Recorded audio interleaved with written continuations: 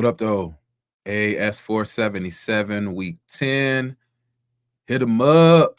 1996 to 1997. Man, this has been a great ride. If you don't know, my name is Dwayne Barnes, MPA. I go by Professor Wayne. Shout out to Dwayne Wayne from a different world. Shout out, But this week, a different time. Look, life is so crazy in the springtime, so I'll be switching it up on you. But I'm consistent with the delivery of what I'm bringing. So, if you can't watch it live, you definitely can watch it on demand here on my YouTube page. You can find me on the Facebook page, my Instagram page, etc. But yeah, week 10, man. Well, let me take a step back first. AAS 477 is a product of mine. Started it about a year ago, a little over a year ago, last Black History Month, to keep African American history alive, to show how our ancestors have worked through and came through very tough times and give the blueprint for how we can move forward. The first class was 477 Economics of Jim Crow, where we looked at the fundamental philosophies of Booker T. Washington, W.E.B. Du Bois, and Marcus Garvey, their political, philosophical, and economic perspectives, just to give a basis for. We were never a monolith. We always had a perspective that we were moving through. That took us from 1865 all the way to 1954. And I did that in 5 classes, so packed a lot of stuff in there. I was just learning. My second class was Power and Protest, the Civil Rights Movement, 1954 or 1955 to 1968, where we looked at 10 examples of the Civil Rights Movement and how they navigated those brave, regular, everyday people that we call our ancestors, took a stand and had to fight for what they believed in. And we're in a similar time today. Last class I did was the proliferation of Black Power, 1968 to 1980. We looked primarily at the Black Panthers and the Black Power movement of the 70s, Black Liberation Army, etc. And looked at how COINTELPRO undermined them, but also the basic philosophy of Black business, Black arts, Black liberation, the continued push for civil rights during that time, which led us to this class, AAS 477 Post-Soul, which looked primarily at 3 kind of entities from the year 1980 to the year 2000. We looked at crack and mass incarceration and the war on drugs, Reaganomics. We looked at the proliferation and birth and explosion of hip hop, and we are looking at just the plight of Black folks during that time. We're in week 10, 96, 97. Next week is 98, 99, and I'll probably do just a final exam kind of class where we just go over everything we did in the 90s, similar to the one I did. So this class is winding down. Kind of sad about that, but the fight never ends. There's always more to talk about. It's always more to research. One thing that I want to be sure of is that this resource is available for as long as it can be. You may hear something in this class and I may fly by it, or it may just be something that you don't understand in the moment. Feel free to come back to this, Google it, try to look for some more information and more answers. Our history will not and cannot be erased. We're going to keep it alive. And I'll let you know in a couple weeks about what you can expect from this channel moving forward. So just want to give a brief little intro for that. Today, week 10, hit 'em up. This is referencing, the Tupac and Outlaw's diss track towards Big, 1996. We talk about the Million Women's March. We talk about the end of the East Coast, West Coast War and the golden era with the deaths of Biggie and Pac. We talk about welfare reform and the continued war on drugs. We talk about the Jiggy Era, the era after Big and Pac died or were murdered. And then we'll talk about the history of hip-hop fashion and a couple more things. But we're going to spend a lot of time on hip-hop in 96, 97. That's where a lot of this story lives. Again, if you're here, like the YouTube page, share it out. We want to get as many eyes on this as we can, and we'll move forward.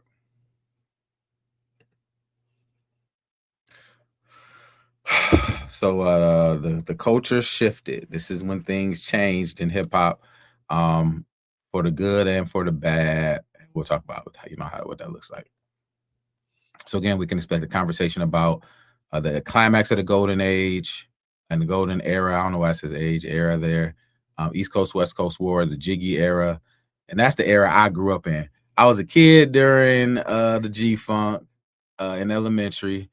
I was in middle school during the East Coast, West Coast, but I was in high school during the Jiggy Era. So that's the era that I know, 97, 98, 99, 2000. That's, my high school years. So, and then we look at the war on drugs, the impact of the war on drugs and mass incarceration, and welfare reform, and then some of the cultural representation outside of the music. So 1996. Just looking at these albums, and it's funny looking at it in hindsight, like Reasonable Doubt, and I don't know, I'm picking that one out because that's the first one. At the time, Reasonable Doubt wasn't what it grew to be. As big of a J fan as all of us are and can be, he was running with his peers. That wasn't an album that people were looking forward to. It wasn't an album that people really dug like that. It was more street, it was more underground.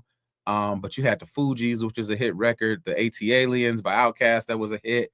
You had Machiavelli and All Eyes on Me, Say Less.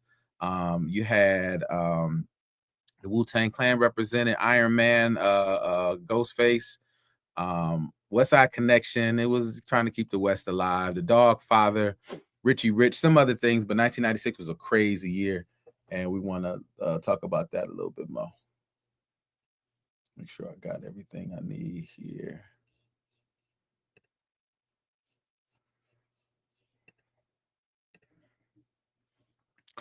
So 96 in a nutshell, West Coast supremacy is still, that was the year that All Eyes on Me dropped. And we'll talk more about that in depth, which was a number one and 5 million selling at the time, even before his death. East Coast Foundation. I wouldn't have put that there. I would have put Nas, It Was Written. I should have changed it, and I meant to, but I mentioned it somewhere else. But also the South had something to say. Outkast, AT Aliens changed the game as far as what the South was concerned. UGK's Riding Dirty. And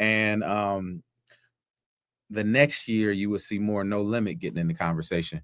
The Fugees and The Score was a pop hit. It Was Written was a hit as well.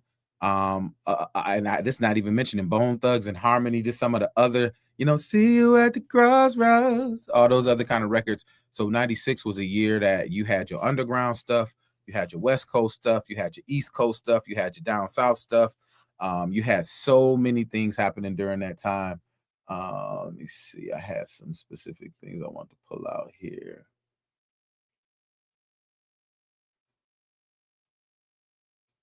Muddy Waters by Redman. So many hits during that time. Mobb Deep, Hell on Earth. You just had so many cultural hip hop jewels that came out during that year. And so I definitely want to speak to, 96 being a year outside of just this story of East Coast, West Coast War, Bad Boy, and Death Row. But we're going to be spending a lot more time on Bad Boy and Death Row. We get to 97 and started the Jiggy Era as well. So the good old East Coast, West Coast War. We've been on this for a minute.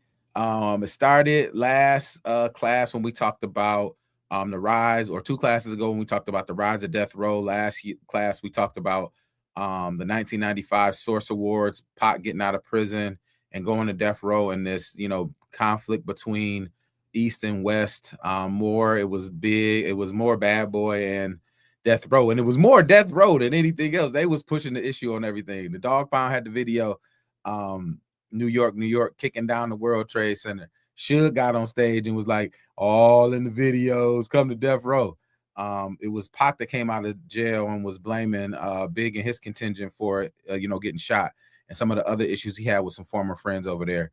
Puff and Big was really like, hey man, we getting this money, we winning right now, so we ain't really got to do much. And so we'll see how all these tenors kind of change and we move into, a different kind of time.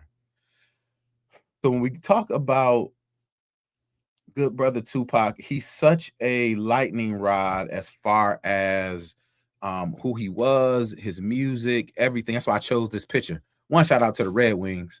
And then 2, shout out to, or not shout out, but he was running with MOB, Pyrus in LA, courtesy of Suge Knight. And so this story really goes from we ended the story when he got out of prison. So when he got out of prison, he signed to um, Death Row Records, which was already a subsidiary organization of Interscope. So they already had that business relationship. So he gets $1.5 million bail by Suge Knight, signed a 3-album deal.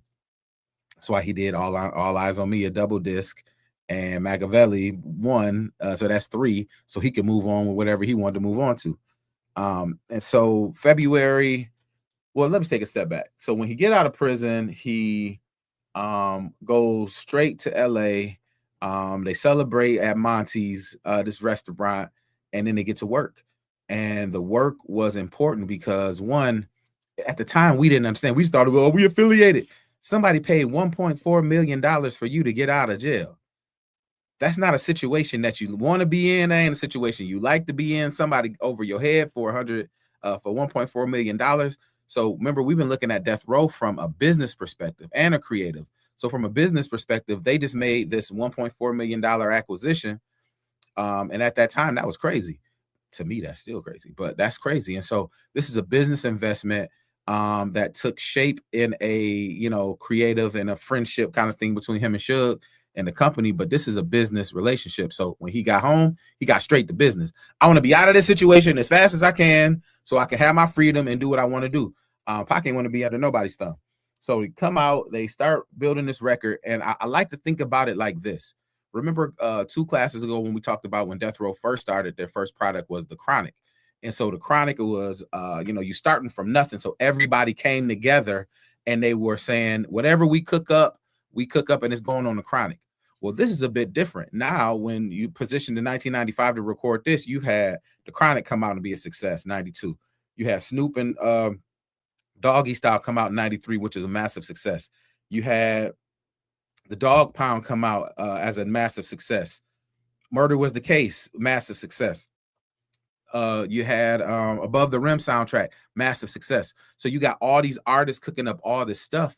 Well, when Pac came home, remember Snoop was still on trial, and we'll talk about that here in a minute. He was still on trial for his life for a murder case. And so he wasn't really able to maneuver. So they needed a new face of the company while Snoop was still on house arrest trying to figure out how he was going to navigate this case. So Pac comes home, cook up all this music. And it wasn't just him cooking up all this music. It was, in part, I look at All Eyes on Me more of a compilation because it was a chance for Death Row to reestablish itself and all its artists and all its affiliation. And then all Pac's friends from Oakland, from the East Coast, from all these places back on the map. And so you have this situation where anybody who had any music worth anything went on All Eyes on Me. If the Dog Pound had something, that go on All Eyes on Me. If Dre has something, they need to go on All Eyes on Me. If Danny Boy has something, I need to go on All Eyes on Me. If a producer had a beat, they need to go on All Eyes on Me. And so they, in the front of what we saw was Dr. Dre, Tupac, and Suge about to change the game. And that's what we wanted it to be. That's what we hoped. But we found out maybe even during that time, Dr. Dre wasn't as happy with the situation as he once was. So when you go back and look at All Eyes on Me, Dr. Dre produced a lot of them songs. He produced maybe 2 songs. Daz produced a lot of those records. Johnny J, which was a longtime Tupac collaborator, did the majority of that album. And one of the parts of friction that was going on was, Pac thought he was coming out working with Dr. Dre about to get this G-Funk sound as well. But Dre was disenchanted, started taking longer and longer to do the work, didn't want to be around Death Row like he used to be because it changed to a prison and gang environment. And I can understand that. Dr. Dre wasn't no prison and gang character. You know what I'm saying? He's a musical artist and producer. Even Pac came home straight from the prison. So you had Death Row turning from this creative hub when it was Warren G and Nate Dogg and RBX and the DOC and Rage and Jewel and all these other faces and names. Now it's starting to be the prison release program. You know what I'm saying? Where all this thuggery is happening, and Dr. Dre like, man, I ain't feeling this. This ain't what I want to be a part of. And so the album, eventually gets done and it gets released. I'll never forget this. And this is a story that I was in 8th grade. I was in 8th grade when the album came out, and me and a couple of friends of ours, the day it came out, well, 2 things. one, the varsity basketball team used to play to it, and in the city I'm from, varsity sports was big. It's a small town, or small city. So anytime football or basketball was going on, that was where everybody was. I remember hearing it at the games. The class of '96 loved it. And I remember me and my friends, we were trying to go to a little kickback or a little party. We walked from one side of town to the other side of town listening to this. Went over whatever we was doing that day. But I remember as a kid when it dropped, oh man, everybody was listening to it. Everybody was playing it.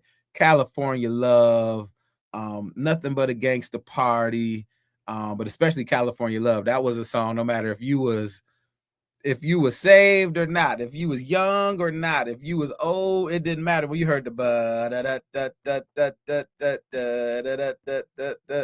out on bail, fresh out of jail, California dreaming. Soon as I step on the stage, I'm hearing Hoochie screaming. Man, that was a moment, and it catapulted Pac even bigger than he was. He was known for being, Dear Mama was a hit in 1995, #1 record. Me Against the World was a #1 album on the Billboard, but this even made him bigger. Like this was a star bigger than we've ever seen in hip hop at that moment. On Death Row, a more aggressive, a more gangster, less conscious Tupac than we got. And so this was an absolute, monster of an album. It debuted #1, selling millions of records. Death Row is right back where they want to be. He drops the record Hit 'Em Up as a B-side to the How Do You Want It? How Do You Want It single. And it came out, and we were kids. We was like, can you? That's why I fucked your bitch. We was like, whoa. And Death Row was known for doing these diss records. Dre Day, where they came out with Easy E Looking Crazy and all that. We talked about that. And this one, you had somebody playing Puff, somebody playing Big, Pac, doing his thing. And so this really escalated the war, because at this time it's like, man, not only is the music good from a commercial selling perspective, now this is a diss record we hadn't at a level we hadn't heard before. And it was a hit, it was a hit. So it was a chance for him and the Outlaws to showcase what it was they were doing. And I've been trying to figure out how much I want to go into this, but I'll just leave it at this. Riding as high as he could, even making TV appearances. He's on Saturday Night Live with Ice-T performing some of his music. They doing the House of Blues, one of the best performances if you ever want to see a Tupac performance. Him in the House of Blues in 1996. You had them at the VMAs just a couple of days before he got killed in Las Vegas. And so you got this thing happening where it's just so much Pac momentum. If you didn't love it, it'll make you sick. But if you loved it, you was like, man. So pop audiences, hip hop audiences, during this time, he's filming movies, Gridlocked, gang related, Bullet, like all of these things he's doing. I think they said he was only alive 8 months from the time he got out of prison to when he died. And so it wasn't a lot of time. But during that time, he did a lot with that time. Now, this led us to the September Mike Tyson fight in 1996 in Las Vegas. Always a terrible story. We always know how it ends. And the conspiracy around what happened after he performed with Mike, as Mike went to the ring. They got into a fight. Him and Suge and the Death Row contingent got into a fight after the fight was over at the casino. He goes upstairs to change, comes down. They were supposed to head to a club. On their way to a club, riding down the strip in Las Vegas, a car comes up right next to them, filled the car full of lead, and injures Tupac, and injures Suge Knight. And ultimately I remember that day. I remember we were coming from a football game. I played football in high school. So, we were in 9th grade at this point, early in the year, September. This year just started. And we heard, Tupac got shot again.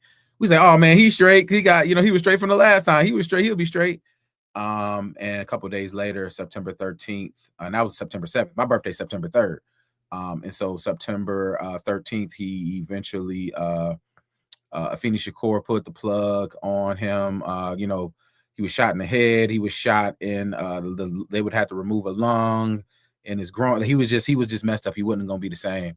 And unfortunately, he passed away, which was a hole in hip hop that has yet to be filled. And it was the first time in hip hop you had this mythical figure, kind of like how they did with Elvis. And we'll talk more about that as we move forward. So, such a tragic end to such an amazingly talented musician and actor, poet, activist, and the thug life and the street life got him. And there's a lot of conspiracies around that, and we'll talk about that as we move forward. Just some of the things that we were just talking about. Over that time from the day he was in prison to the day he got home, released or recorded 180 songs in 1996 alone. Recorded Machiavelli, one of his most polarizing albums, in 7 days, the 7-Day Theory, and Are You Still Down, a year later came out, reminding us, because when people move forward, reminding us about his brilliance, and so many albums since his death during our time. So that's one half. That's how we got to that part of the East Coast West Coast War. The next part of this is the fall of Death Row. So now that you got Pac gone, you have to deal with the reality. So during that time, right before he died or was killed, him and Snoop had some issues. Him and Dr. Dre had some issues, and Dr. Dre and Snoop individually had some issues.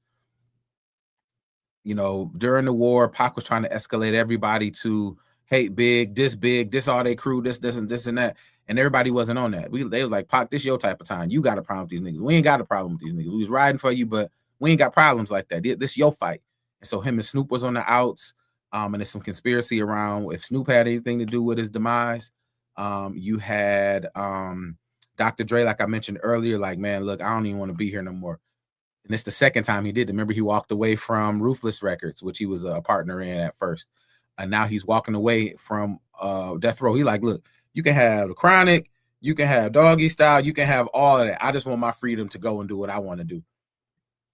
And so Dr. Dre leaves, and you hear on later Tupac albums, California Love Part 2 without gay ass Dre. Don't want Dre in the mix, kind of on the outs with him, because he was on Suge's side and Suge was on the opposite side of Death Row. So Dr. Dre leaves with nothing and starts Aftermath, and we'll talk more about that next week. And now you got, without your creative genius, your creative force, and Dr. Dre, he's gone. Your biggest star, Tupac Shakur, is dead. And Suge Knight, which was the CEO, is stuck in the middle of this court case. So you got this $400 million company that's just got done selling another 5-6 million records, making all this money at a crossroads. And so, again, Suge and Pac involved in that fight. September 13th, Pac eventually dies. February the next year, so Suge gets violated. Remember, we talked about all that thuggery going on at the label. And so he was already on several cases on probation, and they violated his probation, saying he was in that fight, and he got sentenced to 9 years in prison. Virtually, the CEO of the company gone. Right after that, Interscope pulls their distribution deal, which was a major part of their assets as far as this company. So your CEO and founder goes, your co-founder leaves to start a new venture. Your CEO gets his probation violated, goes to prison, and your major investor pulls out of their investment. And so now the company is kind of left flowing in the wind, and then the rest of your talent leaves. Snoop, Corrupt, Nate Dogg leave, and now your company, a shell of the company you once were. So when we talk about the end of the East Coast West Coast War, yeah, it was because Pac and Big died, but also the business is done now. You have no more stars, you have no more assets, you have no more investment capital. The company is on its way down. And by the end of 1997, Death Row becomes leaderless. Distribution, without any distribution, the artists are hollow, and the West Coast dominance ends. So from 1992, from the Chronic all the way to All Eyes on Me and Machiavelli, now we at the end. But they did make some interesting moves post Pac. So right after Pac died, was murdered and he died, they released the I Ain't Mad at You video, where he mystically tells a story about him dying and going to heaven and trying to get in, performing for some of black entertainment's best talent. Great video, great song. The radio version, the live version, is probably my favorite. With the change of the last verse of the song, beautifully done. It was like, man, it made you feel it. It kind of changed your image of what Pac was. He was a thug and balling, but on this one, he was more introspective. He was, it really helped change the tune of what he was doing. And then right after that, they release Machiavelli. And the quick story behind that was that, Machiavelli faked his death and, have changed his name and kind of moved forward. So you got this album done in a week, and it was funny. It wasn't funny. It was a creative masterpiece at the moment, because one, from All Eyes on Me, Pac had the smooth flow, this calculated, this probably his best. Well, my favorite flow of his, and I'm about to go down in the Pac hole. My favorite version of Pac was the Me Against the World Pac. Me Against the World. His flow was so smooth. His delivery was so strong. He was going through so much in his life. He was going to court during the day. I talked about it last week, going to court during the day, shooting movies during the evening, and going to record the album at night. So his flow was just at a different level. On this one, on All Eyes on Me, it was the most polished. Okay. His flows were immaculately done. His content was interesting. But on Machiavelli, it was harsh. Like he was at a different point, and you can tell in that music. If you go back and listen to that album, he was just his flow was just different, more staccato, more harsh, more pushing. And a funny story is, I guess during that time, Daz was on the road working on what he was working on. Dr. Dre was gone, so they had like a group of producers who weren't the A-list producers. They called them the whack producers, the whack room. So he worked with them and brought some of his other musician buddies in there to cook out the album. But those beats, that Hail Mary and Just Like Daddy and To Live and Die in LA, well, not To Live and Die in LA, that was Quincy Jones' son. But some of them other records, Me and My Girlfriend, all these songs, these weren't the best producers cooking these beats. This is just the Outlaws and Pac, for a week in the studio cooking up this music to do whatever he could to get off this label as he could. So they released the All Eyes on Me video. Then right after that, they released the Machiavelli album. Of course, they was a hit because Pac was gone now. And so milked everything they could out of Death Row. And it also released Snoop Dogg, the Dogfather, which ironically didn't have any music from Pac on there, so that's part of the conspiracy. And so that leaves Death Row as a company that was once a $400 million company, probably generated billions, hundreds of millions for Time Warner, for Interscope. So you have a situation where Ted Fields and Jimmy Iovine, they left with the money. They got the money. Suge ended up in jail. Pac ended up dead. So it was another kind of story. Remember we talked about earlier in the founding story, and the founding part of this story, they were working with the CEO of Solar Records, who ran the record label for Don Cornelius at Soul Train. They cut him out to go work with Jimmy Iovine and Ted Fields at Interscope. And so, it was kind of one of those stories. Everybody else ended up with the money. Pac ended up dead. Suge ended up in prison. And that was kind of the end of the Death Row story as far as the dominance that they had on the charts. So let's flip to the other side of the East Coast, West Coast battle, which was Bad Boy and Big. So, just thinking about Big's trajectory, Pac had at least from 1990 with Digital Underground all the way to 96. So he had some time to make movies, to make music, to do TV, to do, he's on A Living Color. He was on Different World, Saturday Night Live, Poetic Justice, Juice, Above the Rim, all of the Apocalypse Now, Strictly for My Niggas, Thug Life, Me Against the World, All Eyes on Me, Machiavelli. He had so much time to share, or not so much time, but so many ways to express himself. He had a time. Big journey go from 94 to March of 97. So he didn't get a lot. So when people were saying, man, he one of the best ever, they were saying it because of his impact. They were saying it because of the music. They were saying it because, you know, he had a chance to really, in the short time that he had, remind you like of a cat that get to the league and have a good couple years and then they die and then they get hurt. And then their career is never the same. That's kind of what it was like, except for he passed. So 1994, Ready to Die come out, virtually pulling East Coast rap back in the right direction of, as they would say it, from the West Coast, to the point where it sells millions of records, you know, on the hip hop charts, go #1. After that, they put out Junior Mafia, which brought Little Kim to the forefront, and we didn't get a chance to talk a lot about Kim during this time. We will as we move forward in the conversation, because her career booms post Big as well. And she's one of the more loyal ones to Big, you know, at least on the surface. Put out the Junior Mafia album. I know you hear me I know you see me on the video. True. I know you heard me on the bump up, bump up, bump up, which was a hit record. Get Money.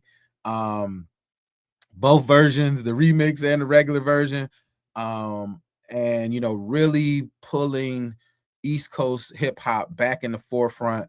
This flossy style, you know, took Big, you know, black and ugly as ever, as you know, he would say, but made him a smooth, a mobster like figure, and you know, really moving the needle forward.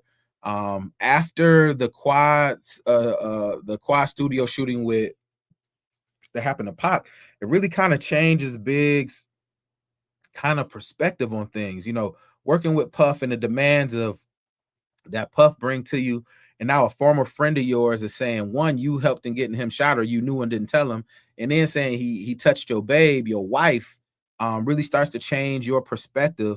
And then even in some of his business dealings, he signed a 6-album deal with Bad Boy. First album was good, but he kind of, I don't want to say he snuck off, but he was working with Diaz from Diaz Records, and was doing the Little Kim Junior Mafia stuff that wasn't on Bad Boy, even though you had Puff on the No Time video for Little Kim. I got no time for fake ones, just sip some Cristal with these real ones, from East to West Coast, spreading love ones, and while you keep talking stuff, we counting bank funds.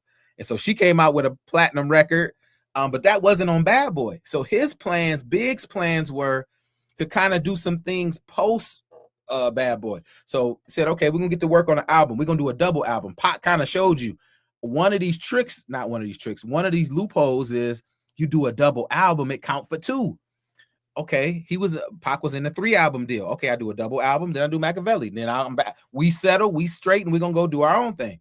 Big was like, okay, well, cool. I did my 1 album, I'll do a double album here. That's 3, and then I'm gonna do a triple album. And then I'll be done, and I can do work on my leadership and this Undia stuff with Junior Mafia, with the commission, with some other stuff, which started another conspiracy that maybe Puff and Suge wanted both these gentlemen gone because they can make more off of them dead than they could if they would leave. We'll talk more about the postscript here in a minute. And so goes to start to record the record. Hit 'Em Up is out. Puff is saying, look, man, we don't want to get into this. Let's continue to get this money. We doing it big. Let's continue to do this. So during that time, Big gets in a really bad accident, break his leg. He's estranged from Faith because he thinks she was dealing with Pac. He's dealing with Charlie Baltimore. Shout out to Charlie Baltimore. And, you know, kind of navigating what it means to get this album done. Put together a double album. With some East and some West Coast. He got Too Short on the record, Locks on the record. I remember when it came out like it was yesterday. And so another thing I want to say, with these double albums back in the day, if you didn't buy them, then you had somebody tape them for you. Or if you can't get them taped for you, you get one of the CDs. You let somebody let you borrow one, and then you had the other one. So during this time, well, for me specifically, you really fell in love with one of the two albums. You loved them both, but one of the ones you had was your favorite one because it had all the songs you had. Then you switch it out and get the other one. So, that's kind of how some of these double albums went. But eventually, the album comes out with Hypnotize being the first record. Even before he passed, Hypnotize was a hit. That's one thing that you could say what you want about Puff. Puff knew how to construct a big hit song with a sample that you knew that it was from the 80s. We said with Mace, take hits from the 80s, yeah, but don't it sound so crazy? Yeah. So he definitely knew how to do that. And because now, their style was opulence. Got this really dope video, went out to LA to shoot this video, and went out to LA to promote the record. And so, the story goes, Big was like, man, it's like, yeah, we going to LA. He was like, I don't know. But okay, we end up in LA. Record album release party out in LA. Go to LA. Have a good time at the club that night. And as he's leaving the club, headed back to the hotel, drive-by happens. Somebody pull up beside him, hit Big, and he is murdered. And so from September 96 to March 97, we lost two of, the biggest hip hop stars during that time, and virtually ends the East Coast, West Coast war. Once the album is released, it goes through the roof. Everybody kind of loves it. It's a testament to, Big's character. Even outside of him being dead, that album was absolutely amazing. You know what I'm saying? Big was at his best with his flows, the music style. He walked that Jiggy Era fine line really well, where he had his gutter music, and he had or his more kind of gritty music, and he had his pop kind of jiggy, kind of bad boy opulence music. So it was the perfect blend of both. All Eyes on Me and Life After Death are two albums that I think didn't get a fair chance. Well, Pac did because it was out. It's really tough to critique them because you're critiquing them based on this artist being dead now.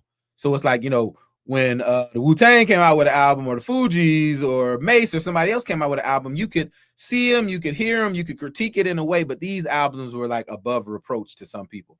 But then it was also like a Drake and Kendrick. You didn't like one or the other, or a Big or a Nas and a Jay. People made a choice until they said, okay, we're gonna unite on both of those. But it was a lot that happened after that.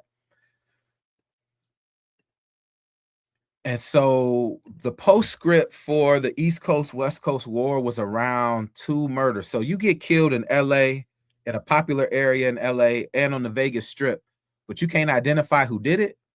You don't know what happened. You don't know. It made them bigger than life because you got people who get murdered at these areas every day. You know who the murderer is. You know what the murder weapon is. You solve it and it's over. Let's see. I see a comment here. Enjoying the class. I really like the broad perspective, history, including music and arts. This is great. Thank you. Appreciate that. And so you have this moment where on the Tupac side, he turns into this mystical character. They call him Thug Angel. They said he faked his death and he really in Cuba. He ain't really dead. You can find him here. On Machiavelli, he said, Suge shot me at the beginning. Or look for me in the whirlwind. All these things. So Pac turns into this mystical, majestical figure that outsmarted death, that is still here, that turned into every side of him. So some of them was an artist, like I'm a poet and an actor. Well, he was this. Some of them was a thug. Okay, well, he's my favorite thug. He was an activist. Well, he said some activist things, and he was the son of a Panther, so he was an activist. He was a poet. He was all these things. So he turned into, or he was a bishop. So people who affiliate with that, no, he was more lucky. So now from Poetic Justice, so no, that's who he is. He was a thug. So just like me, I was young and I felt abandoned. So he was me. So he turned into everything, and something like a Bob Marley, like people took that image and embraced it. And part of the reason was because of his art. He flexed his art as far as you could flex it. He was amazing at everything he did. But the other part of it was he died at his height. Imagine during Not Like Us, Kendrick dying. it would have changed them into, it would have changed it from this good beef, this little thing, to this just thing. So now, like hip hop, you got your hip hop Elvis here, and I don't give Elvis props for nothing. But being Chuck D told you what Elvis was. But when he died, no, Elvis ain't dead. I see pictures of him, see impersonators of him. I see this, I see this. You saw this with Tupac, and you would later see it with Michael Jackson, 12 years later. But yeah, so he became a iconic, kind of mystical, majestical character, and it helped that albums kept coming out after he was dead. So you got a chance to hear different things. One of my favorite documentaries is Tupac Resurrection, done by his estate and Afeni Shakur, his mom's, and they telling the story of Pac through all his many interviews. So the interviews he had as for his acting roles, his interviews he had as a rapper, all these different interviews, you get to hear him tell the story of his life, and it's done very well. On the big side, it was more like, man, we just lost the greatest ever. It sucked. It was messed up. And a lot of questions came up like, did Puff and Suge have something to do with this? Did the government have something to do with this? Did the record labels have something to do with this? Because it was unsolved. So once it's unsolved, you leave space for conspiracy. Had it been like, okay, this person did it, it was gang related, it was a drive-by, cool. But they left it open, so the conspiracy. So you'll see, go to Netflix, go to Amazon, go to YouTube. You'll see more conspiracy on the Pac and Big death than you do on slavery, or COINTELPRO with the Panthers, or Black Lives Matter, or anything. So it turned into this whole kind of spectacle, and it's something, this mythology we live with. And even recently, a couple years ago, they found who they said the gang member was 40 years later who killed Pac. We don't know. I think it was a little bit of everything. I think it was chickens coming home to roost as far as just gang related things happening, but also people was able to make money off these gentlemen with them being dead, more money from them being dead than they were alive. Puff made, Big was alive from 94. His musical career was 94 to 97. So from 97 just until Puff gave everybody their masters back, he was able to cash in on that. You know what I'm saying? Same for Pac, you know what I'm saying? So this was a money thing. We talked about Death Row from a money lens. So it was a big conspiracy after, right after they died. It was all these songs that came out. We'll always love Big Papa, by the Lox, or a song by Richie Rich, Do G's Get to Go to Heaven? Because I don't want to die. Or Scarface, Smile, with Pac on the song, Smile for Me. And then Master P had a song, or you just name them. Everybody kind of, it was a loss for hip hop because two of its largest stars tragically died, both in their early 20s, mid 20s. And so, the postscript was crazy, and it kind of led us to what was going to happen next. So emerging out of the ashes of Pac and Big was the Jiggy Era. The Jig, I personify it by this, and if I move this way, you can see it right here, the Jiggy Era. I generally said it was from 97 to 2001. That was just being generous for the class, but the Jiggy, well, I guess it did, because the Jiggy Era took on a lot of different incarnations. One was the big music video, Hype Williams, Fisheye lens. That's what's in this picture. Fisheye lens, big old videos, shiny suits, colorful. The hooks got more contagious. The budgets got bigger. The access was here. So now I'm not just in an Eddie Bauer Jeep like Big will say. I'm in a Bentley. I'm in a Rolls Royce that I blow up. I'm driving a yacht backwards and exploding it. I got bottles of champagne that I just pour on the floor, and they $500 a bottle. I got so much jewelry on, I could get 90% of black men out of prison with it on. So it became big, and it came in excess, and it came with the hands of Bad Boy. So one of the things that was interesting about this post Pac and Big era was Suge went to jail, Bad Boy died. Death Row kind of died, but Bad Boy took steps and went further than it ever had. Puff released No Way Out in July. Big died in March. Puff had this album in the waiting. It was going to release anyway, but he dropped No Way Out, which was a #1 hit record, 7 times platinum. And the song, I Miss You came out. Every night I day, do, do, do, do, do. Every night I pray, do, do, do, do, do. Every single day, every time I pray, I'll be missing you. Hit record. And he sold more records than Big, ever did alive. And it took this Jiggy era to another level. So Puff becomes the beneficiary of the tragedy of Big's death, but he also is doing it with some help. $E. Mace comes right behind him with who we found out later was responsible for a portion of Life After Death with Big, a portion of No Way Out as far as the lyrics, and in his own album. And so he's like waiting in the wings. And so you got this Harlem Smooth, Puff from Harlem too.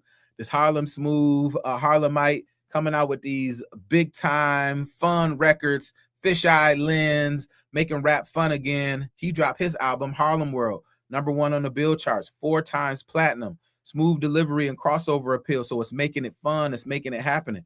It's really kind of moving us past this thing. People called it the shiny suit era. So even Puff even had the Locks hardcore group in a shiny suit in a Mariah video. And so you seeing this thing kind of move away from the tough kind of thuggery to this fun party, remind you like a disco era kind of music. Like I said, big production music videos, pop samples, designer fashion, champagne crossover, luxury. And it kind of moved the needle so far that it had to move back in a gritty way. But then you also had the South coming in 1997, making some noise. Master P and his independent, we'll talk more about this next week, independent model, where he's taking 85% of the distribution deal with Universal. He came out with a record, the Ghetto D record, 3 times platinum, debut #1. True had a record, was a #1 record. Mystical had a record, platinum record. And so taking this independent style forward. Outkast with the AT-Aliens album, double platinum. You had UGK, you had 3 6 Mafia, you had a lot of music coming from outside of the Jiggy era. And so when the Jiggy era was there, it was big, it was beautiful, it was the kind of rest we needed after the thuggery of the Pac and Big. Peace and blessings. I'll find your channel. Your last live stream. Yep. Appreciate you, brother. Appreciate you. And so we got this thing happening. The Jiggy era is here. And we'll talk about next week how it's kind of moved back. Another big part of the Jiggy era is we'll talk about Will Smith and his ascent, LL and his ascent into movies, Ice Cube and his ascent. So Jiggy was, the music that Bad Boy was doing, but it also represented hip hop really reaching that level of dominance where it would later cross over into ownership. And so these are a couple of the albums from that time. Wu-Tang Forever, the Wu came out and sold, almost 10 million records. Busta Rhymes, he gonna go platinum every time he come out. Bone came out with the Art of War, #1 record, 4 times platinum. The Firm, which was one of Dr. Dre's post Death Row ventures that didn't really go well as he was used to, but it's a classic for me. Mystical, Master P. You had Jay-Z up here. And so one thing about Jay-Z, we mentioned him earlier, 96, he came out with his debut album. Him and Big had a really close relationship. And after Big died, he ran straight to Puff and said, give me all that stuff, all that music y'all was going to have for Big or Big didn't want, and I'm going to come out. So he even came out in the Jiggy era. One of my favorite songs, though, I love Sunshine. That was one of my favorite joints. That was one of my favorite was as a kid. He even tried the Jiggy kind of "You Belong to the City." Tried to put on his best Big impression, still trying to find his way through. Because I mentioned earlier, Jay was among his peers. He had a tough time when Big came out, or when Nas came out, or when somebody of that ilk, Pac came out. He was kind of the people's champ, the one that you were rooting for, but one who couldn't play at that high level. Big and Pac is gone. He said, okay, well, I'm gonna take over Big persona. But that didn't work for him. So he had to try to figure out what persona he was gonna take on. You also had Missy and Timberland. Man, Missy and Timberland came in the game during the Jiggy era and changed music beyond anything we seen before. Timberland's beats were, if you just go back, and this is, and I got to keep it hip hop, but if you go back and listen to that One in a Million beat by Aaliyah, or that Pony beat by Genuine, um, man, they were making beats and songs, or I Can't Stand the Rain, or Hit Me 911. Any of these songs, they changed what you thought you could do with music. It was so fresh and different. And so bringing a new style to the music. And so, you see Mace's album, you see 3-6. I was never really a big 3-6 Mafia fan. I had family that was from Tennessee. And so I got put on to them earlier, with the Tear the Club Up, 1995. And so they were making their way. Capone and Noriega, CNN, they were one of the few East Coast groups. And Nori, shout out to Drink Champs. I still think he talked too much, and don't let the interview run the way I would like it. So I don't watch it much, but shout out to him for that. They came out with a response to New York, New York, called LA, LA, and they was actually able to kind of do that. So Queens was, definitely there. You see Calm in there, one of his breakthrough album there. And so, the Jiggy era had a lot to it here. Let me catch these comments. Watched the video the other day about the early 90s, man. I miss those days. Pac, Snoop, my favorites. I hear that. Almost signed to the New Death Row. We know how bad that industry is, right? 96, to Pac, 97. Yep. It was written. Yep. Exactly. You feel me on that? And so, so we going, 96 through 97, as we put a pin in it, was a very interesting time. 96 brought us heights and lows. 97 brought us back. So if you was feeling the grittiness, you had the grittiness. And then if you was feeling the pop, you had the pop. Oh, Bone. Listen, during that time, Bone was one of the top acts, man. You couldn't go nowhere, because that was the Midwest. It was a way for, and people always thought they was from the West because they was dealing with, let me take a step back. A couple weeks ago, I talked about HIV and AIDS in the Black community through the lens of Magic Johnson. In 1995, we lost Eazy-E from HIV and AIDS, which has a conspiracy around it too. So you can't mention Bone Thugs and Harmony without mentioning Eazy-E and his contributions to get them off the ground. But Bone was one of the, while Pac was alive, while Big was alive, Bone was, sitting up there, maybe even a perch higher to a certain extent. And I'm on the East Coast, so love the West. Me too. Listen, I had so much love for the West Coast. Growing up, I loved Death Row was my clique. If I had to pick two albums at that time, it would have been the Snoop album, Doggy Style, and it would have been Above the Rim soundtrack. People sleep on that one. And Bone was underrated, even though they were selling records. The number one, Crossroads was the number one. Art of War. One of my favorite was These Are the Days of Our Lives. So yeah, man. So again, Wu-Tang Forever came out. That was one of my favorites in high school. It was written, that was 96. Bone Thugs and Harmony, Art of War, and then Missy and Timberland changing the game. And then you also had Will Smith. We talk about that a lot next week, that Getting Jiggy with It. Nah. That made the pop audiences feel good. LL, Something Like a Phenomenon. That was won a Grammy for that one. And so you start to see hip hop on your TV, on your runways, and commercials, and in culture by and large. So yeah, Above the Rim soundtrack, that was a classic. Yeah, Death Row, especially during them early years, they were on it. And so let's take a walk through this conversation, and let's look more at the war on drugs and mass incarceration. I think, one thing that I really wanted to take away from this conversation, and I won't be long with it here, is, we talked about how, transitioning from the war on drugs to mass incarceration, we talked about it through the policy lens of the 1994 crime bill, which, added $3 billion for law enforcement and private prison expansion. It gave the mandatory 3 strikes law. So 3 strikes and you get life. Truth in sentencing, which made federal offenders do 85% of their crime. But what we didn't mention is it emboldened local and federal police to incriminate innocent and those who were maybe not even affiliated with things into the process so they could reap these dividends. We talked about how it had racial disparity in how it was administered. So, and we talked about how the population, the prison population grew, and how, you know, this was targeted towards Black communities. But the part we didn't talk about is the people part. People's fathers, people's mothers, people's aunties and uncles, people's cousins, families were ripped apart. Generations of leadership was ripped apart. Economic opportunity was ripped apart. Even if the young man went and had a factory job or a regular job, or the young woman had a job in service, you ripped away savings, you ripped away economic opportunity, you ripped away so much from the Black community during that time. And we still feel the ramifications of the war on drugs. And it got to a point in the mid to late 90s where we started to say, hold on. What's going on? What's going on here? It seems like we being targeted. So again, LA was in the center of the controversy here.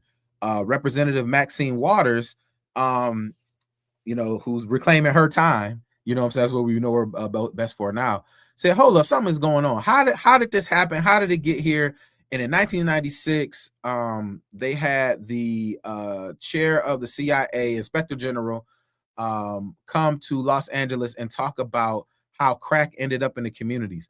And if you remember earlier from this conversation we were having, it went into the COINTELPRO, the Iran-Contra scandal, and basically confirmed that through dealing illegal weapons to Iran and funding the rebels in Nicaragua and allowing for distribution of drugs and guns to the United States, that America indeed had a hand in smuggling in guns and cocaine into America and distributing it through the country, and allowing for crack to make its way through the country, and then putting laws in place in the 80s through Reagan to incriminate the crack sales, and through the 90s putting them in prison. So, you know, at one time the Black community was like, we need these gangsters off the street. I want my kids to be able to go to school without getting into a gang or without selling dope or without all this stuff.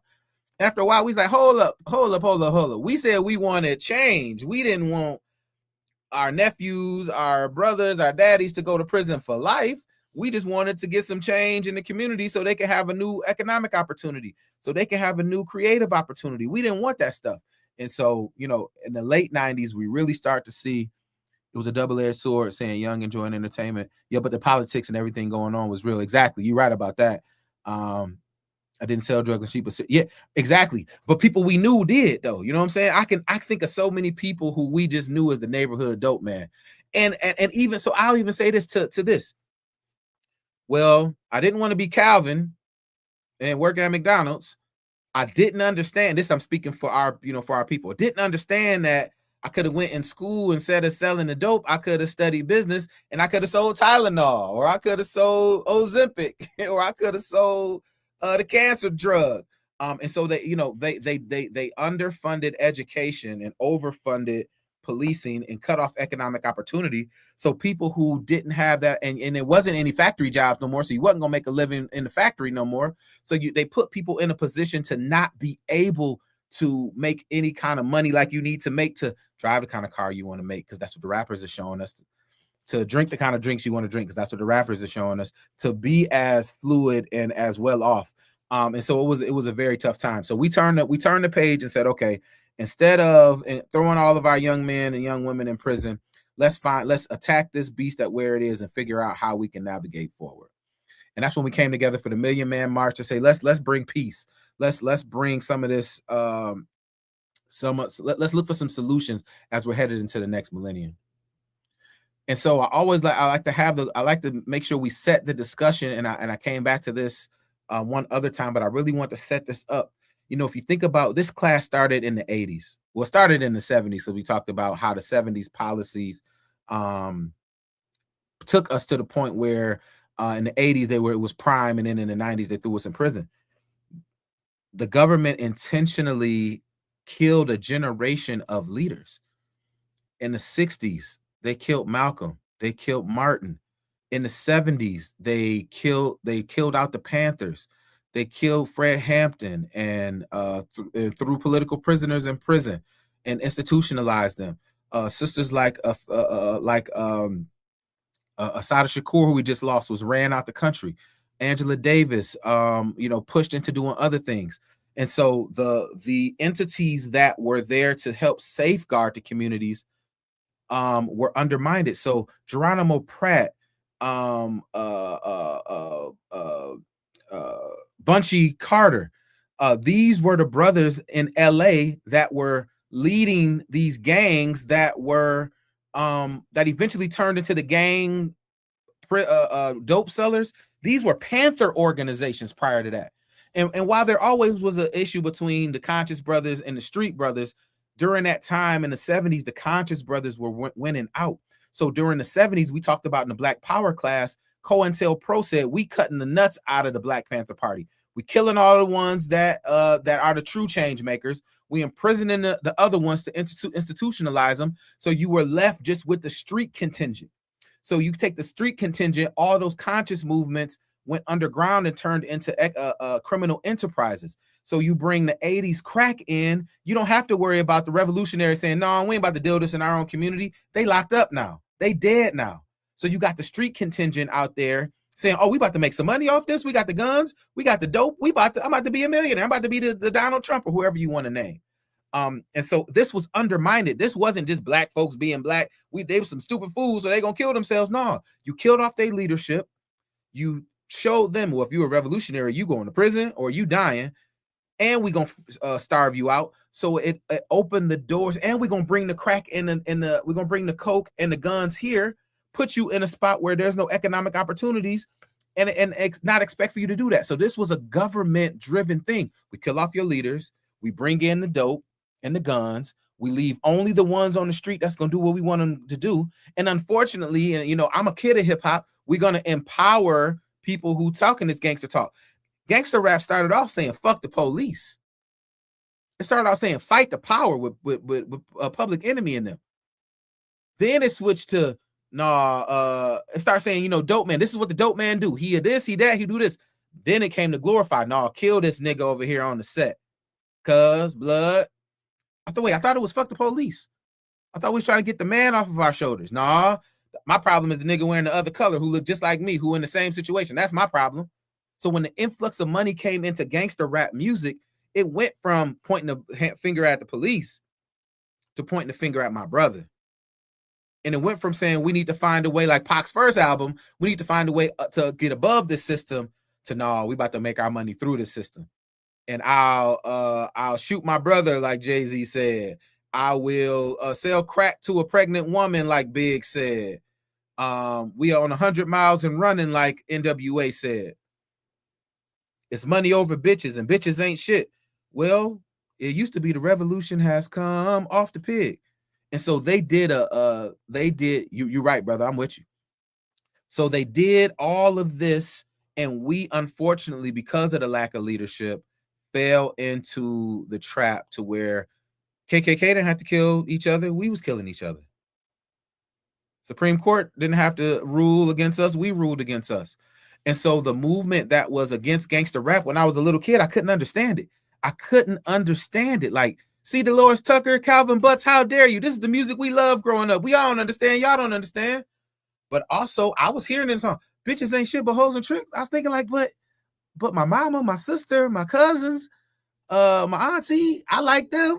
The girls at school, I like them. And so breeding this thing where, a disdain for women. Pac even said on the record, oh, keep your head up. Keep this up. We're going to have a generation of babies that hate the ladies, that make the babies. And so we kind of ended there. So it's, when we think about the mass incarceration, the war on drugs, you really have to, Easy out and Tupac out. Right, exactly. When you think about it, it was a conspiracy to, and as we see even today, this war on voting rights started when Obama won, and it's just now bringing its head up. We saw how the revolutionaries and the civil rights leaders were taken out, but then we also got to point the blame to the community too. We got fat. Well, I'm in the Congressional Black Caucus. I'm okay. Well, I'm a middle-class Black American. I work at Xerox. I'm okay. Well, I'm the first Black CEO, so I'll be okay. All of these perspectives to where we stop fighting. We stopped being in the streets. We stopped organizing our youth. We got afraid of our youth. Pac was a revolutionary. We got afraid of our youth and we let them imprison us. So we all have a hand in how we ended up here. And then we get to the late 90s and the early 2000s, you can see how that really kind of played itself out. And so another part of that war on drugs, and I won't be long here, was mass incarceration. The welfare reform. So welfare reform basically changed under the auspice of, you got these black welfare queens and people over abusing the system. You got laws passed. So you had the crime bill, and then you had welfare reform. And welfare reform is basically put a time limit on how long you can get aid. Exactly. You're right about that. You're right about that, good brother. The time limit you can have on aid, work requirements that go for aid. And this is where they was like, well, look, how can I work if I can't find childcare for my kids? If I don't have the skills to work, how can I find one? So it kind of led people to this underbelly of underemployment. It also disproportionately affected Black women in that as being the primary caregivers, because the community was destabilized by mass incarceration. So it forced those who were already at their toughest point further down. And it was a double bind between the Crime Act and the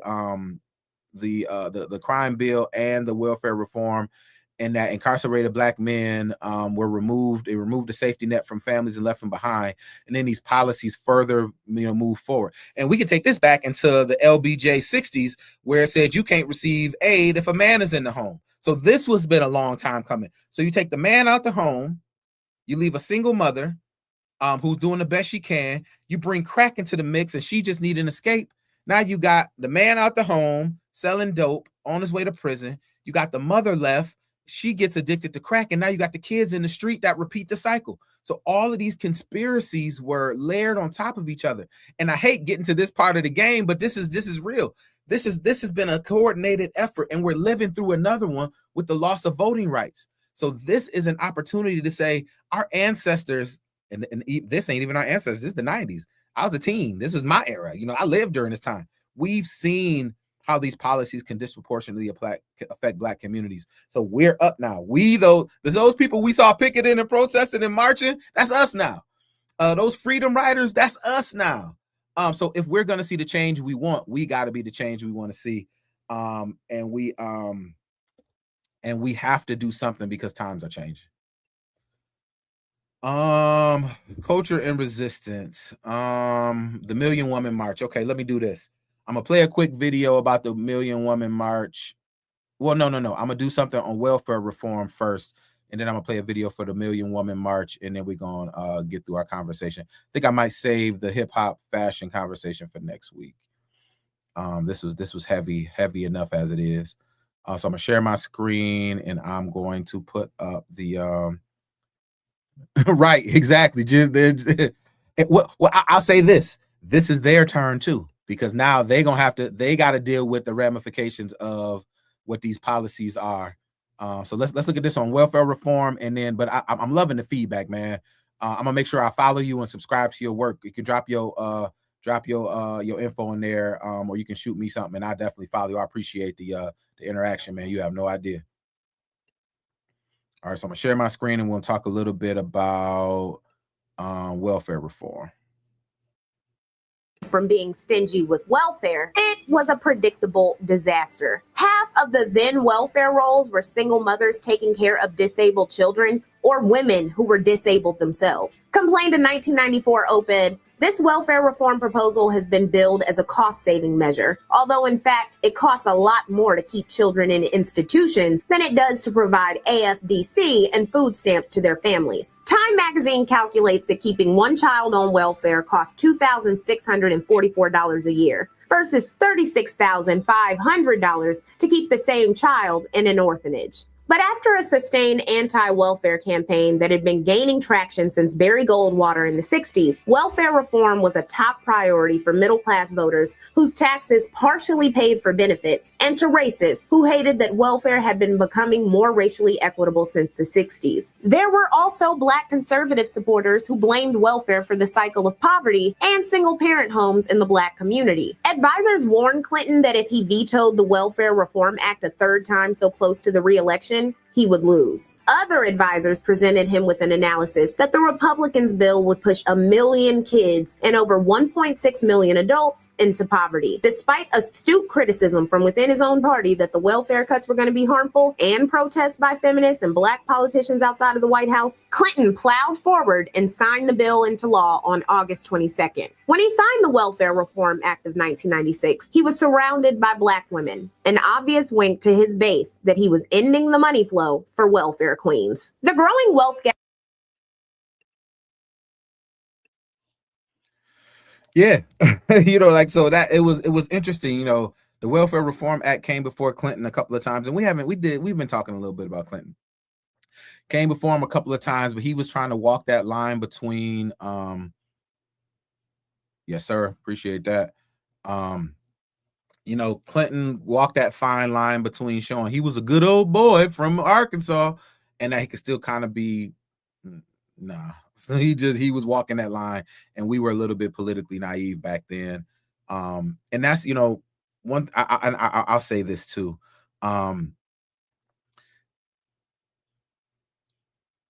African American political maturation has been met with a very tough lens, and I think we got it right and we got it wrong. Clinton fooled us. Some would say Obama fooled us. So when it came to Kamala, our eyes were a bit more focused, and politics be what it is. I think she got the raw deal of people actually asking questions this time. Clinton, we didn't ask no questions. Obama, we ain't asked no questions. But for Kamala, we all asked questions, and we living with those results now. But I think as we move forward, Black political maturation is going to look different because we've been hoodwinked and we've been led astray so many times that now our eyes are opening, so we want to see things a bit different.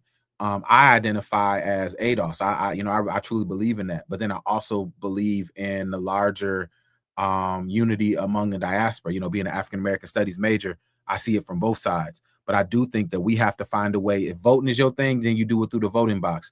If economics is your way, you do it through the economics. If both, then you do it both. That's why when I started this series, I said these are three really interesting perspectives. W.E.B. Du Bois said it's a talented 10th who go through education, go back and teach your community, and you move through both sides of society, being Black and being Pan-Africanist. Marcus Garvey say, no, we just straight nationalists, and let's find our way to maneuver up out this mug and move with our economic and our social capital. And then you had Booker T, who I think was really misunderstood. I think I might go back and revisit that, where Booker T said, well, look, get you an economic base, build something that can't be taken away, and then you move off into your political endeavors. And in the environment we're in now, we may be more that than anything else. So when we think about it, we have to find a way to say, where do I fit? I think it can't be just, I don't like none of it, so I'm gone. Nope. If I don't believe in voting, well, cool, then don't vote. Be building something economically that can save your ass during this time. If you do believe in the democratic system, then you need to be doing education. You need to be doing mobilization. You need to be doing information. You need to be knocking doors. You need to be doing everything. If you believe in a little bit of both, then you need to be aligning. But now is the time for you to do something. It ain't just I'm sitting on the bench and I don't like nobody doing nothing. No, well, cool. Do what's best. Well, I'm building an institution economically so that we have economic opportunities. Well, cool. That's your contribution. Well, I'm going to activate in the political sphere and move through the system. Cool. Well, I'm going to go and build this stuff over here. Cool. But we got to be doing something during this time. We got to be doing something. And that's why I started with those 3 perspectives. Find where you live and live there. You might say, I want to take the Panther lineage on. Well, I want to feed the kids in the community. I want to teach them political science. I want to show them this. I want to show them that. Well, that's your role. I want to be more like the Black arts movement, where I show my progressivism through my art. We'll do that because we need that to inspire the minds. One thing Pac said, he said, I might not change the world, but I guarantee I will spark the mind that'll change the world. Well, this is the time we need that for. All right, let's go. Conscious community really woke me up to Dr. Ben. Yep. Phil Valentine. Yep. Steve Coakley. Yep. I just met Professor Griff last week at the at an event here in Detroit. So yep, that's I feel you on that. And some of our conscious been kind of navigating their world too. So I won't go. Let me go into the Million Women March, and I'll just play a couple of this, and then I'm gonna let us get up out of here for the day. So let me share my screen here. We'll do a couple minutes on the Million Women March 1997. Well, first, let me stop. Let me bring us into what the Million Women March was. Just a second. So October 25th, 1997 in Philly, Pennsylvania, estimated 500,000 to 1 million Black women came to the largest gathering of Black women in American history, organized by sisters without a lot of big backing, independent from mainstream political structures, to address mass incarceration, family destruction, welfare reform, economic attacks on Black women, educational equity, and empowerment, and community rebuilding. It was the sisters' version of the Million Man March. Right. I also like Dr. Frances Wesley too. That's my girl. My homeboy who wrote Powernomics and Black Labor, White Wealth. Let's see. Claude Anderson. That's my dude. And look, even honestly, he was one of the first ones. Honestly, I like Umar, but I like him when he's being a historian and a scholar, not a school builder, because that don't seem like it's working. Not a character on social media, but when he's in his scholar space and in his children's counseling space, and when he's his historical space, I mess with him in that space. Real talk. Even Boyce, I like Boyce in his economic, not when he critiquing, just talk your economics, and we do that.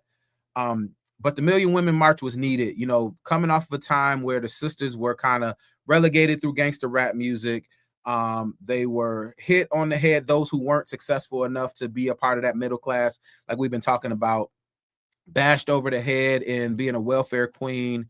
And even through corporate America, going through the struggles of being a Black woman in a man's world, they needed a moment. And what I love so much about it is they didn't come to the Million Man March to infiltrate what we needed as men during that time, as I think would happen today. They said, no, we need our own thing. We need our own thing over here.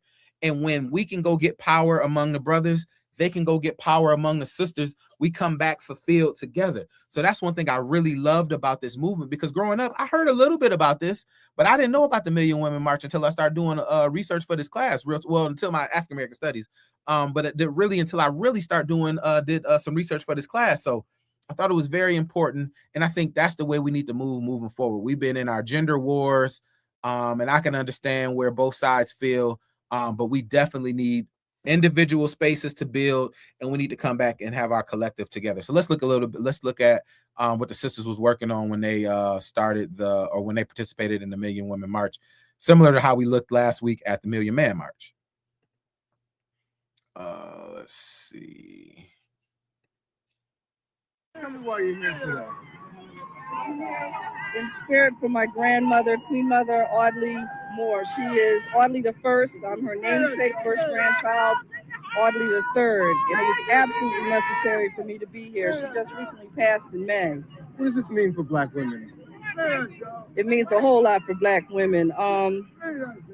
From the suffrage period and from what I know of our history and our ancestors, this was, the backdrop to the Million Man March. It's about reparations as far as my grandmother was concerned. Her cause was about making sure that African Americans were paid for our ancestors' free slave labor in the United States. Of course, there's many other platforms for which the Million Woman March stands for, but I am here to be here because she couldn't be here.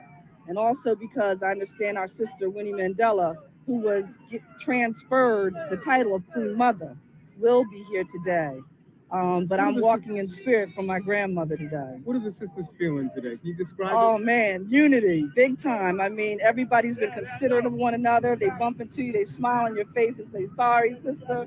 We've been singing from Penn's Landing on up here and marching to the drums, and we just feel unified. Unity is what I'm feeling, and I know with the sister I'm with, we're walking in unity and spirit here. There's a cause, but of course, the work really begins after this in our communities at the grassroots level. Great. Thank you very much. You're welcome. Pleasure to meet you all. Oh yeah. True, but no kid. A businessman with the people for a reason, not like to you. Oh yeah. Somebody, man, but I'm pushing through. I want to get to another one of the. Come on and work your body. Don't you I'm a stand. Another clip I wanted to play. Let's see. So it's a unity, and now we're just sisters, brothers everywhere. This is demonstrated that. Okay, I'm gonna stop it there. But basically, just trying to get across the point that this was an opportunity. We are headed back to the right, and so it's. I say this. I'm never a fan of what this current administration is doing. I don't look at what they're doing as a good thing, but what I am encouraged about is forcing our people to have to say, either we gonna fight in the way that we choose to fight, or we gonna go back to places that we never thought we would. So, my heart is heavy. It stays heavy thinking about the plight of our people. Even you can tell through this conversation. When I started this class, we talked about Booker T, W.E.B. Du Bois. We talked about Dr. King and the Freedom Riders and SNCC and CORE. We went through talking about the Black Liberation Army, the Panthers. When you get to the 80s and the 90s, I'm talking about Jesse. I'm talking about Farrakhan. But I'm talking about hip hop. I'm talking about, you know what I'm saying? I'm talking about Afrocentricity, but you can see the change over time. Even with our Black mayors that were elected that we talked about, even in the 70s and 80s, even when we talked about our Black entrepreneurs and Black business, we lost and continue to lose sense of our political and our social fight, however we personify that. So I want to make sure as we move forward, we are, I'm playing my role in showing history. I'm playing my role in showing art. I'm playing my role in doing this, but I know that's not enough. I need to be out organizing. I need to be out mobilizing. I need to be out helping, continuing mentoring. I got 2 sons. I need to make sure I'm doing more, and we all need to. Those who believe in the politics, then do the politics. Those who believe in the economics, do the economics. Those who believe in leaving this country and going finding something else, go do it. Those who believe in a little bit of everything, do a little bit of everything. But we just can't sit back and critique anymore. We got work to do. So I'm gonna leave it there. Next week we'll talk week 11, 1998 to 1999. Get at me, dog. We'll talk about how we went from being very jiggy to when we had to come back with some griminess, with DMX really leading that force and saying, okay, Puff, you might be in the penthouse, but I'm in the basement and I'm hungry. And X came through and changed the game. Even Jay found his flow, said, okay, I can't do big. Let me think how I can take a little bit of that Jiggy stuff and a little bit of this DMX stuff and make something. And he did it with Hard Knock Life. We look at Dr. Dre and how he built Aftermath. Okay, been there, done that. And I'm doing a dance from the video. That didn't work. The firm didn't work. So he found a white boy from Detroit named M and built an empire on that. And then the Chronic 2001 that came right after that, bringing the West Coast back.